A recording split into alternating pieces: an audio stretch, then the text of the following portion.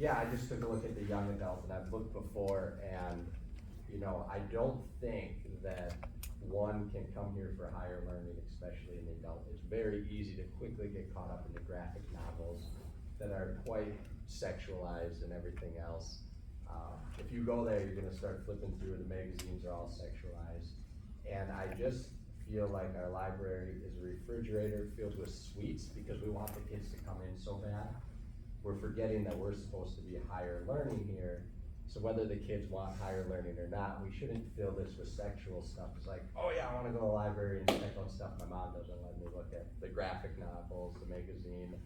A third of the whole adult is graphic novels, anime that is sexualized. So where can the kids come to learn higher learning if not the library? So I would ask you that, where are the opposing views against all the gay gender agenda?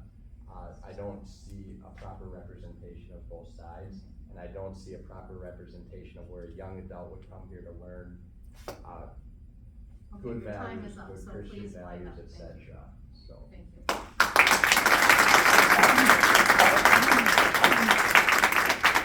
All right, then Shirley is not going to speak? No, I was gonna give him my time, but That's you all didn't. right. Okay, That's right. would you like to speak?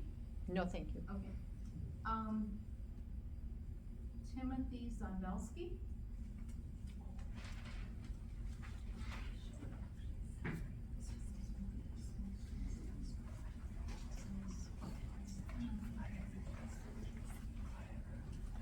Hello, I'm Tim Sandowski, County Board Supervisor for District 25.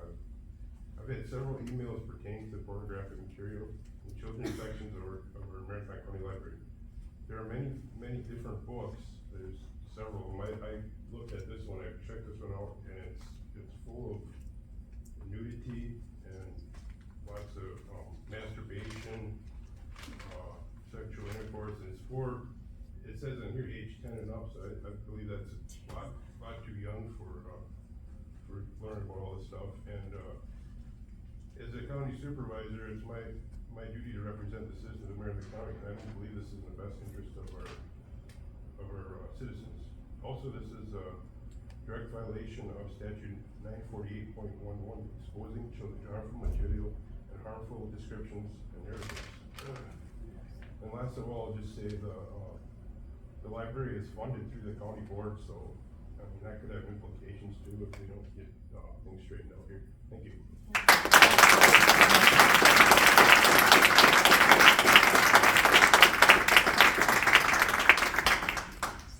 Carmen Engelman?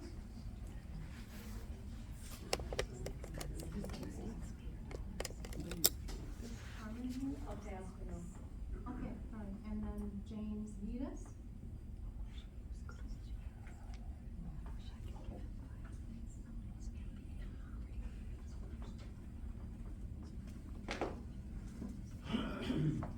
My name is James Vitas. Some of you may know me from being on the radio once in a while as Farmer James. I was at church on Sunday and I was debating whether or not to pack my farm stuff up and come down here. And our pastor at church said, gave a sermon about love. And what is love? Love is willing to say no. And God said, and we are a Christian community here.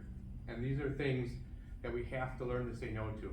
Despite the whole idea of free speech and all the rest of this stuff, we have to learn to say no. And this is one of those occasions where we need to. God said no, He gave us moral codes to do, and we have to abide by that.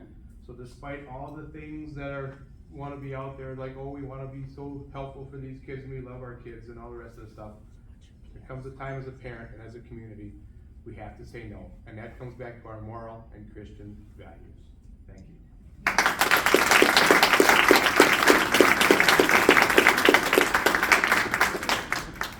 Thank you everyone for your comments, we appreciate it.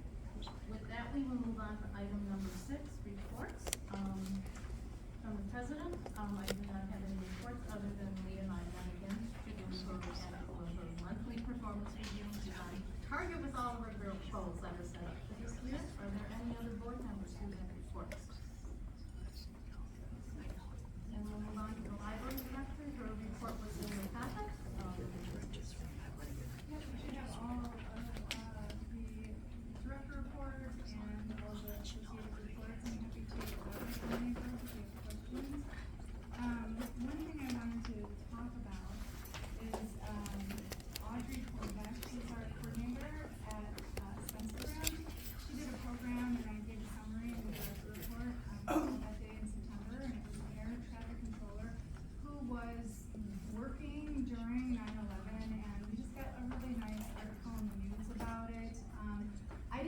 know that many people would show up. I thought that perhaps it would be just a few, and she said, Leah, I think we need a bigger venue.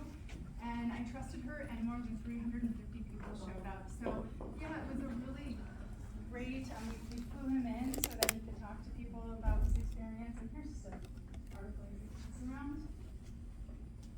What else? We had our staff development day on Friday. We brought in an expert in the area of library and security. You know, over the winter we had some challenges with some mental health issues from patrons and homelessness, and he gave us great techniques for calming things down, making sure that people are following our rules so everyone can feel safe and comfortable in the library. Other than that, if anyone has any questions, I'm happy to answer. And that would be from the trustees, questions, correct? Yes. All right, then we will move on to board committees. I don't believe any committees met except the task force. You have an update for us, Reed or Andrea? Yes, we did just meet as a task force prior to this meeting today, and we have updated drafts of the memoranda of understanding. Those will go through one more round of edits and updates for wording consistency, and then they can be presented from there to the county and the various departments for comment and approval. Thank you for your hard work. We'll look forward to getting those. Is there any updates, from the Friends of the Library? Yes, they've been continuing with their monthly, members only sales, pulling in from $300 to $500, which of course goes to our, programming for the year. They have a board meeting, next Monday, which I'll be in attendance for, and, they just went to the Outrageous Art Festival and were able to pick up 8 new pieces for our circulating art collection. Wonderful, okay, and then, the foundation. Yep, the foundation met on the 8th. They're still looking for new foundation board members, but they do have one new board member, who'll be starting at the next meeting. And we did do flyers at all of our branches and did a social media post, for those people that are fiscally minded, love the library, and are interested in participating in the foundation. And then the Wisconsin Valley Library Service Report. Carrie, do you want to give us an update? Yes, can everybody hear me? Yes. Okay, perfect. I was unable to attend the meeting that was held last Saturday, but they will meet again November 19th. And in between now and then, the Wisconsin Library Association Conference is going to be held, November 1st through the 4th in Lake Geneva. So that's a good educational opportunity for our member library staff. Thank you. All right, then we are going to move on to the 2023 library budget discussion, and I understand Lance Leonard is virtual.